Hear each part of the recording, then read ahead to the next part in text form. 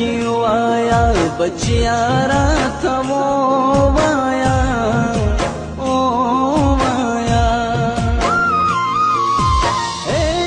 السلام علیکم ورحمت الله وبرکاتو. د قدرمندو کتونکو نن زه تاسو ته په نوي پروګرام د غریب اواز سره تاسو ته د تحصیل مټې د بالاسور د محمود د کور نه مخاطب یم. قدرمندو کتونکو محمود د کوم مشکلات سره مخ دی تاسو ته به موږ هغه ښیو د هغو سره به خبرې اترې کوو. راځئ زموږ سره اوسئ. ستا نوم څه دی؟ حضرت عمر. حضرت عمر دی. سکول له ځې؟ په سویم کې؟ دویم.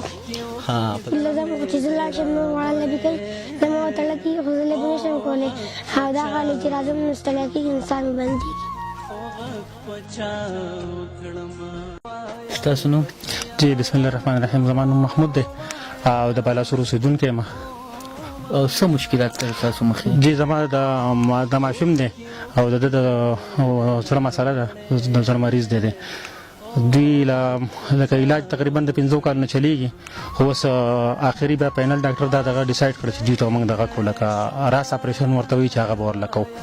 نو هغې کې دا دی چې د یو وال به کټ کېږي کم چې خراب دی، دا بل دا کم چې صحیح دی هغه به دغه خراب ځای ته په هغه ځای ته به ریپلیس کوي او په هغه ځای کې به هغه وایي چې موږ ارټیفیشل وال لګوو.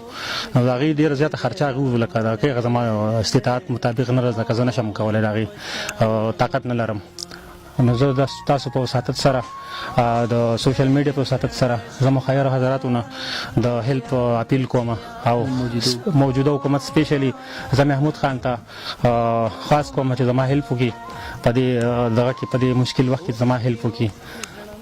او ستاسو دا ماشوم چې دی دا کوم هسپتال ته تاسو بولم؟ جی دی موږ ام ایچ هسپتال پینډۍ ته بوتلی وو او تقریبا د 15 کالونو د دې علاج د هغه ځای نه کېږي.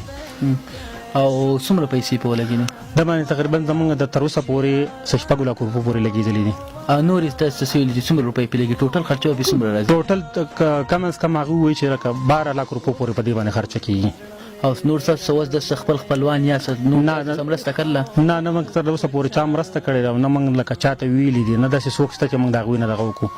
او زه لکه خپلو مسلمانانو وروڼو ته مخیره حضراتو ته دا اپیل خاص کوم. او دا ستاسو دویم ماشوم دی؟ دا زموږ دویم ماشوم دی جی. او بل چې و هغه هم تقریبا د 10 کالو په عمر کې و چې هغه ته هم دا مسله وه او د هغه هم ټریټمنټ موږ ډېر کړی و. په با وخت کې ګزاره کېده، اوس لکه حالت خراب دی، موږ لکه د دې استطاعت نه لرو.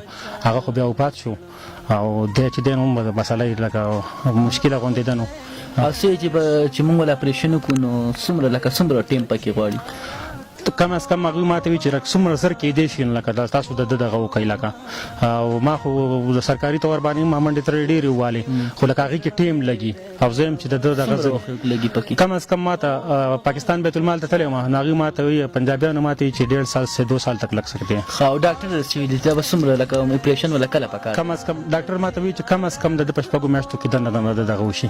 کار مار څه کوئ تاسو؟ جی زه مخکې دوبۍ کې ما به هلته جاب کوو، اوس ختم شوی دی دا غذي جاب، زما ویزه ختم شوې ده او زه لکه د دې ماشوم په علاج په دغه باندې رالم نو ما سره لکه دغه جاب زما ختم شو، دلته زما څه نشته چې زه مثلا زه څه خرڅ کړم او یا زه نور څه دغه وکړم یا زه چا نه لون واخلم، هېڅ هم څه دغه نشته زما.